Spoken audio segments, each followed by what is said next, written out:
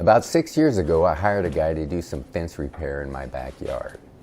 I was nearing the end of my postal career and didn't want to take on that task at the time. While he was here, I had him give me a bid on building a mantel for my fireplace. His bid was around $3,500. I declined and then started thinking about doing it myself. I bought a cheap miter saw and an old portable Craftsman table saw off of Craigslist, and then did what I always do when I want to learn something new. I turned to YouTube. That's why I love YouTube. You can learn practically anything. It has given me confidence because of things I was able to do in the past, so I figured this would be no different. Well, I built that mantel, even put in some LED lighting and tile, and that was the start of my woodworking journey. After I retired a year later, I turned my sights to remodeling our kitchen. Now, kitchen remodels can run into thousands of dollars. I now had the time, so I turned to YouTube again and started with building all new cabinets. Of course, more LED lighting, and I replaced the flooring throughout the house.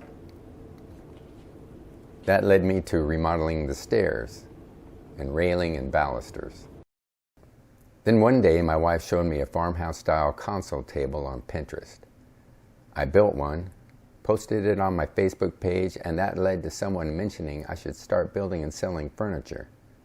I was hesitant at first, but I finally decided to give it a try and made that first sale to a complete stranger. It was off to the races. I've sold dozens of pieces since then. That led me to start this YouTube channel to help and encourage you watching right now. There's a reason you're watching this video. I don't know your particular situation. You obviously have some sort of interest in woodworking. The purpose of this video is to help you find your motivation to either start your own woodworking journey or continue it. I tell my story not to brag, but to show you that age doesn't matter. I'm in my 60s. Experience doesn't matter. I learned from YouTube. Wealth really doesn't matter. Sure, it costs money to get started, but I started out with that cheap chop saw and miter saw. One can always grab onto an excuse not to do something. They're all around us within arm's length. We can reach out and claim one at any time. It just takes a mindset adjustment to get past that. It takes a willingness to jump in and try something new, even in the face of uncertainty. It takes an acceptance of failure, or as I like to call it, a learning experience. You know the saying, if I can do it, anyone can? I probably said that in the past, but nowadays it's more like, if I can do it, it can be done. As long as you're willing to make those mental adjustments and take the steps necessary to achieve your own personal goal. The longer I do woodworking, the more I find it's more of a mental thing than anything else. The mind can be your greatest hindrance or your greatest asset.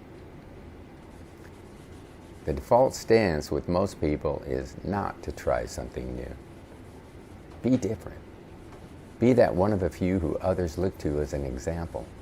Better your life and the ones around you. You can do it. You can do it. You can do it. You can do it. And the it can refer to anything in life, not just woodworking. Part of the motivation with this channel is hearing from those of you who have sent notes, pictures, and stories thanking me for the encouragement. That is so gratifying to me. And it's not just because of the projects that were built, as great as some have been, but more so seeing someone overcome those mental obstacles. That is huge and will set you up for other aspects of life beyond woodworking. Thanks for watching. I hope you take that next step to reaching your own personal goals. Ronnie out.